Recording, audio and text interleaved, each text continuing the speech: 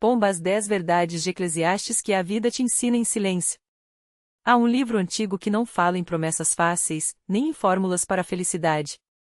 Eclesiastes é o suspiro de um homem que já viu o sol nascer e se pôr 1000 vezes, que acumulara sabedoria, riqueza e prazeres, e ainda assim sentou-se no pó para dizer: tudo é vaidade. Mas não é um lamento vazio, é um aviso para quem ainda corre atrás de sombras. A primeira verdade é que o tempo devora tudo. Você constrói, ama, sonha, e um dia o vento apaga até as pegadas. Não há monumento que resista à erosão dos anos, nem glória que não se torne pó. Os reis que ergueram pirâmides hoje são nomes em livros empoeirados, os amores que juraram eternidade viraram saudades em caixas de fotografias. O sábio não se desespera com isso, apenas aprende a segurar o que importa agora, sem a ilusão de que o amanhã lhe pertence. A segunda, a busca por significado é uma sede que nunca se sacia. O homem acumula conhecimento, viaja, coleciona experiências, e no fim da jornada percebe que a pergunta para quê ainda ecoa. Não é que a vida não tenha sentido, é que nós insistimos em procurá-lo onde ele não está, em posses, em aplausos, em respostas prontas. O verdadeiro sentido não está no destino, mas no caminho, na mão que se estende ao próximo, no pão partido com quem tem fome, no silêncio que se compartilha com quem entende a dor de existir. Terceira verdade, dura como pedra, a justiça nem sempre triunfa aqui. O bom morre jovem, o perverso próspera. Chores de inocentes se perdem no vento enquanto os cruéis banqueteiam. Eclesiastes não oferece consolo barato, apenas diz: isso também é vaidade. Mas não é um convite ao cinismo. É um chamado para fazer justiça mesmo assim, sem esperar recompensas, porque o mundo não é um tribunal, e sim um campo onde se planta o que se colhe mesmo que a colheita não seja sua. Quarta, o trabalho é uma maldição e uma bênção. Você suará, cansará, e no fim, tudo que construiu poderá ser herdado por um tolo. Mas o trabalho também é o que lhe tira da cama pela manhã, o que dá forma aos seus dias, o que transforma o caos em ordem. O erro não é trabalhar, é acreditar que o trabalho lhe dará imortalidade. Plante sua árvore, mas não se surpreenda quando os pássaros comerem seus frutos. Quinta verdade, quase um segredo: a alegria é resistência. Em um mundo onde tudo passa, o riso, o vinho, o abraço do amigo, essas são as rebeliões silenciosas contra o nada. Eclesiastes não despreza o prazer, ele sabe que, no universo indiferente, cada momento de luz é um milagre. Dê-se, então. Coma o pão com gratidão. Não por escapismo, mas porque a vida, mesmo breve, é doce para quem sabe prová-la. Sexta, as palavras são armadilhas. Você passará a vida explicando, justificando, prometendo, e no fim, muitas das suas palavras serão esquecidas ou distorcidas. Fale menos.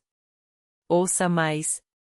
E quando falares, que seja com a gravidade de quem sabe que cada sílaba pode ferir ou curar. Sétima verdade, a mais solitária: ninguém sai desta vida vivo. A morte não é um inimigo a ser derrotado, mas uma companheira que caminha ao seu lado desde o primeiro suspiro. O sábio não a teme, apenas não gasta seus dias preparando-se para ela, como se a vida fosse um ensaio para o fim. Vive. E quando chegar a hora, parte como quem deita após um longo dia de trabalho, cansado, mas em paz. Oitava, a nostalgia é uma mentira. Você idealizará o passado, os bons tempos, como se a felicidade tivesse morado ali e se mudado sem avisar. Mas Eclesiastes sabe, o passado também foi feito de dores, tédios e dúvidas. Não há era de ouro, apenas momentos de graça espalhados como migalhas no caminho. Nona verdade, a mais libertadora: você não precisa entender tudo.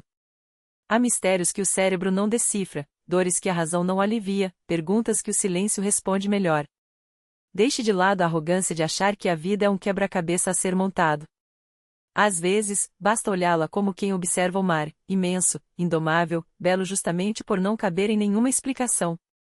E a décima, a mais simples e a mais profunda: ame, mesmo assim. Apesar da traição, da perda, da incerteza. Ame os que partem, os que ficam, os que nem sabem que existem. Porque no fim, quando o pó voltar ao pó, o que restará não serão seus feitos, mas o eco do amor que você semeou, e isso, só isso, não é vaidade. É eternidade. A manhã seguinte chegou com um vento que parecia carregar o cheiro de terra molhada, mesmo sem ter chovido. Elias acordou com o peso das palavras ainda frescas na memória, como se tivessem sido sussurradas não para ele, mas através dele. A casa estava quieta, exceto pelo rangido das tábuas sob seus pés descalços enquanto caminhava até a janela.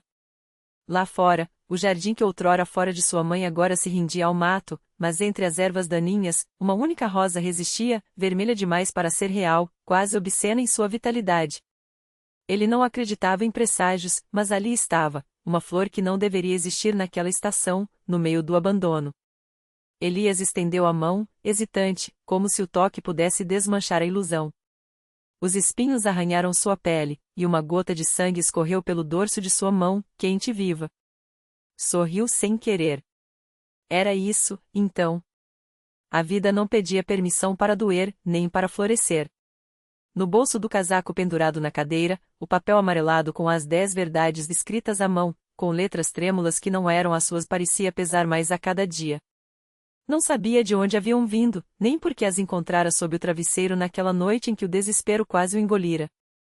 Mas desde então, algo nele se movia, como uma porta enferrujada que finalmente cede. Na cozinha, a chaleira chiava sobre o fogão. Elias serviu o chá em uma xícara lascada, a mesma que sua mãe usava quando ele era criança e fingia estar doente para escapar da escola. O líquido quente queimou sua língua, mas ele não se afastou. Era bom sentir algo, mesmo que fosse dor. Do lado de fora, passos se aproximaram. Não eram pesados como os do carteiro, nem apressados como os da vizinha fofoqueira. Eram passos que ele reconheceria em qualquer lugar, mesmo depois de tanto tempo. O coração deu um salto tão violento que ele quase derramou o chá. A porta não bateu. Apenas se abriu, devagar, como se o vento a empurrasse. E lá estava ela. Marina.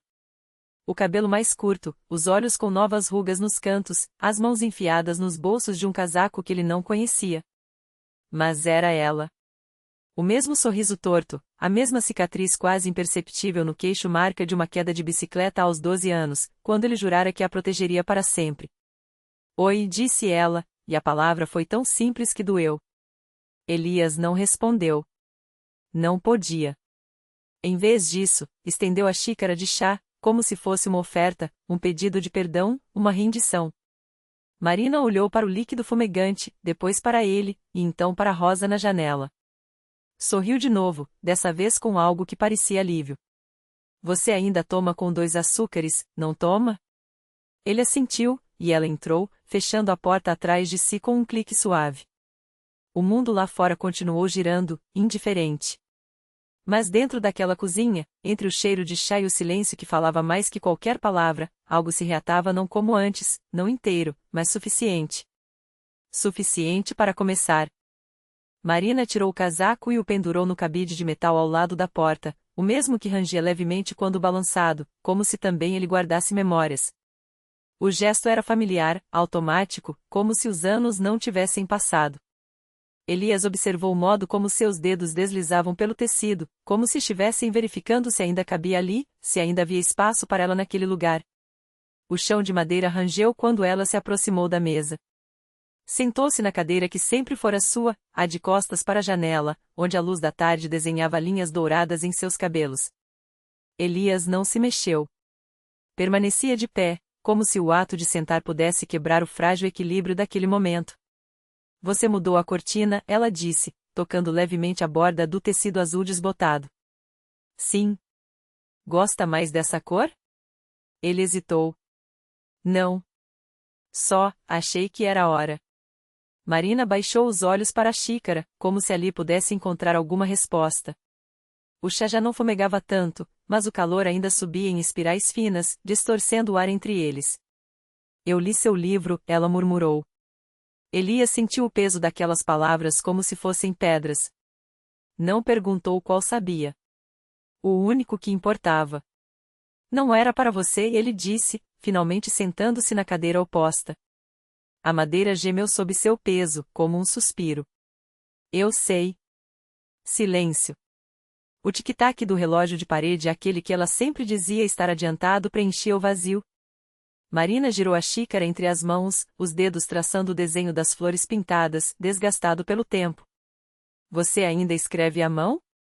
Perguntou, sem olhar para ele. Às vezes. Mentiroso. Ela sorriu, e dessa vez não havia tristeza no gesto, apenas uma cumplicidade antiga, como se ambos soubessem que algumas coisas nunca mudavam de verdade. Elias não negou. Sabia que ela conhecia suas mentiras tão bem quanto suas verdades. Eu trouxe uma coisa, Marina disse, tirando do bolso um envelope amarelado. Colocou-o sobre a mesa, entre eles. Não é nada importante. Só, achei que você devia ficar com isso. Elias não o tocou. Reconheceu a caligrafia no verso à sua, de anos atrás, quando ainda acreditava que as palavras podiam consertar coisas. Era uma carta. Ou o rascunho de uma. Nunca terminada, nunca enviada. Por que agora? Perguntou, a voz mais áspera do que pretendia. Marina encostou os dedos no envelope, como se medisse seu peso. Porque hoje eu passei na frente da antiga livraria. Aquela que a gente frequentava. Está fechada. Virou uma loja de sapatos. Elias fechou os olhos. Lembrou do cheiro de papel velho, das tardes em que ficavam sentados no chão, entre pilhas de livros, rindo de coisas que agora nem lembrava mais. Lembrou do dia em que ela tinha chorado ali mesmo, entre as prateleiras, e ele jurara que nunca a deixaria chorar sozinha outra vez. Às vezes acho que nós dois somos como aquele lugar, ela continuou. Fechados para a reforma, mas ainda de pé. Só que ninguém sabe direito o que tem dentro. O envelope permaneceu intocado. Elias olhou para as próprias mãos, marcadas por veias e cicatrizes que não estavam lá na última vez que a vira. Mãos que tinham escrito cartas, livros, promessas. Mãos que também tinham empurrado para longe. Você vai ficar? Perguntou, finalmente. Marina tomou um gole do chá, agora morno. O som da porcelana contra seus lábios foi quase imperceptível. Não sei. Mas acho que, pela primeira vez em muito tempo, eu não tenho pressa de ir embora. Do lado de fora, a chuva começou a cair, leve, como se o céu também tivesse esperado por aquele momento para se permitir soltar o que carregava. As gotas escorriam pela vidraça, borrando a vista da rosa na janela, mas não apagando sua sombra. Elias, então, estendeu a mão.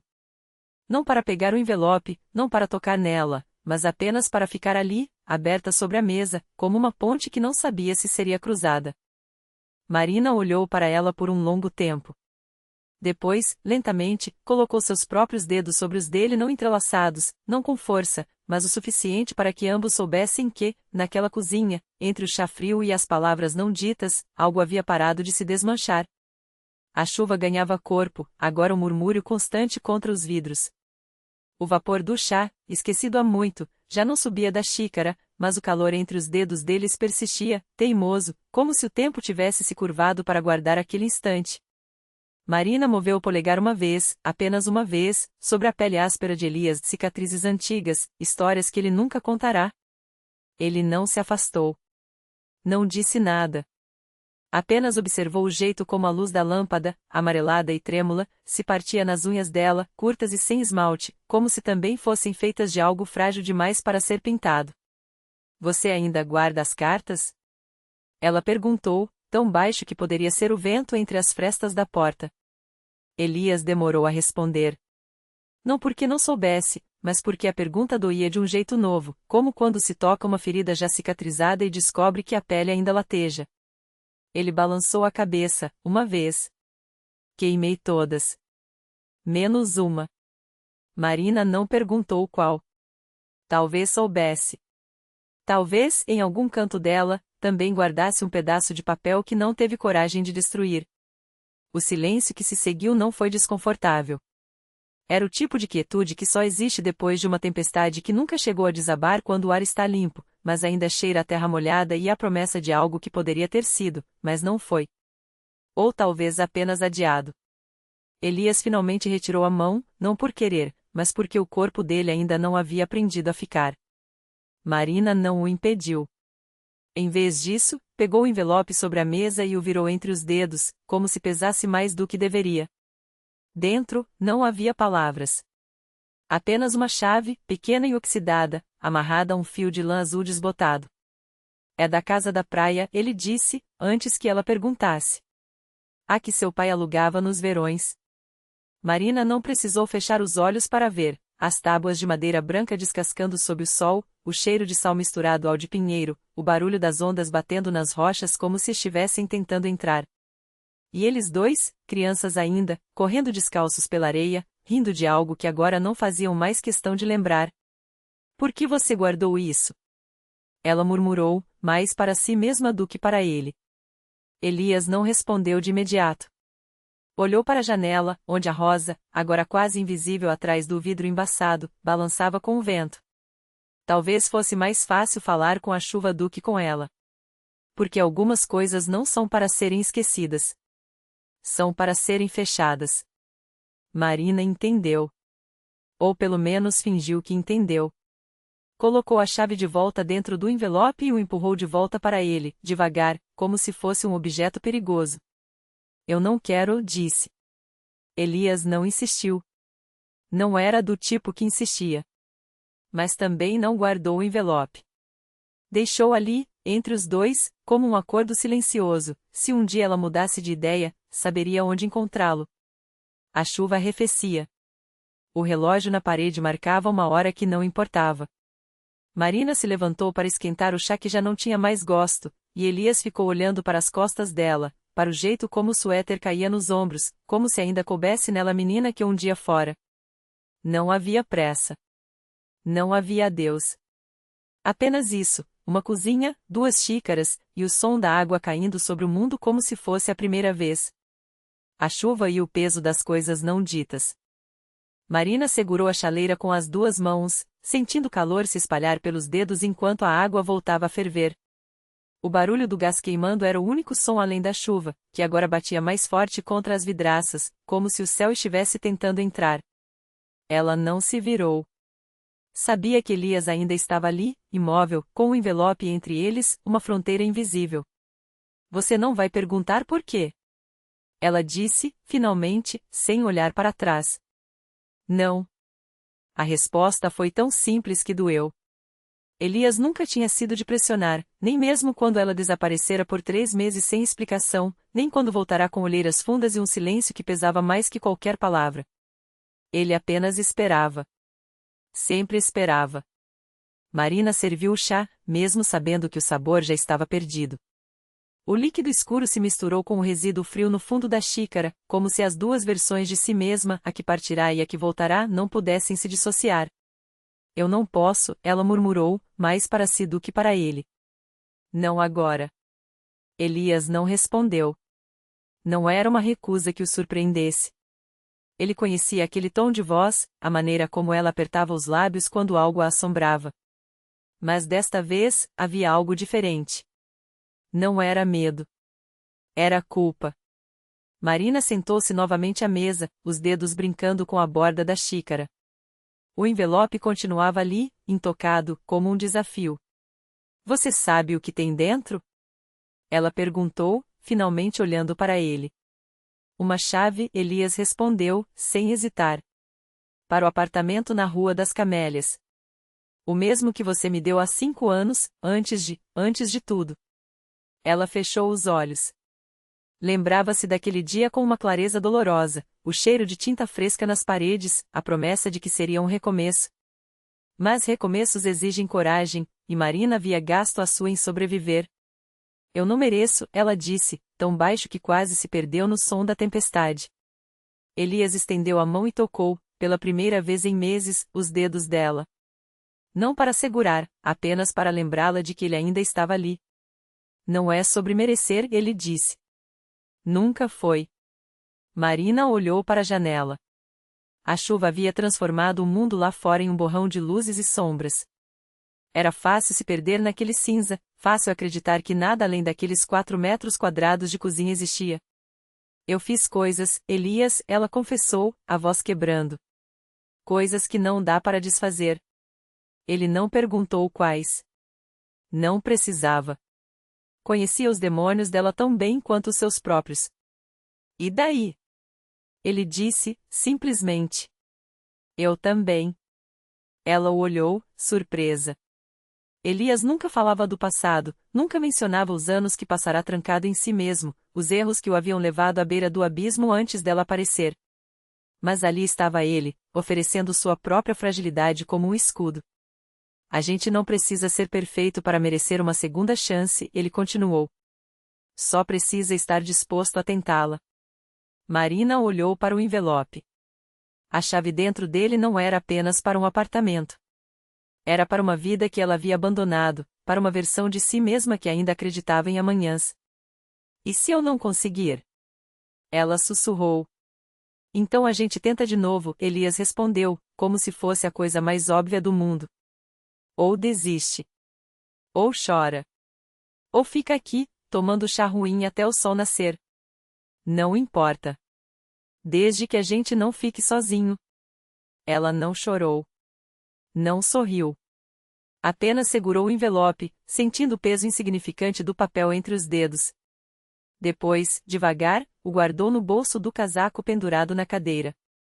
Vamos embora daqui, ela disse, de repente. Elias não perguntou para onde. Não importava. O que importava era que, pela primeira vez em muito tempo, Marina havia escolhido ficar. Não por obrigação, não por medo, mas porque, naquele exato momento, a ideia de um futuro, mesmo incerto, mesmo doloroso, era menos assustadora que a solidão. Ele se levantou, pegou as xícaras e as levou até a pia. Enquanto a água corria, lavando os resquícios do chá frio, Marina vestiu o casaco e olhou pela última vez para a cozinha que havia sido seu refúgio por tanto tempo. Não havia adeus ali. Não havia despedida. Apenas o reconhecimento silencioso de que algumas coisas, como a chuva, como o tempo, não podem ser contidas. Quando saíram, a tempestade ainda caía sobre a cidade, mas o céu ao longe já mostrava uma fresta de luz, pálida e hesitante. Elias segurou a porta do prédio para ela passar, e Marina, sem pensar, entrelaçou os dedos nos dele. Não era um final. Não era um começo. Era apenas isso, dois corpos andando sob a mesma chuva, carregando juntos o peso das coisas não ditas, mas finalmente dispostos a tentá-las.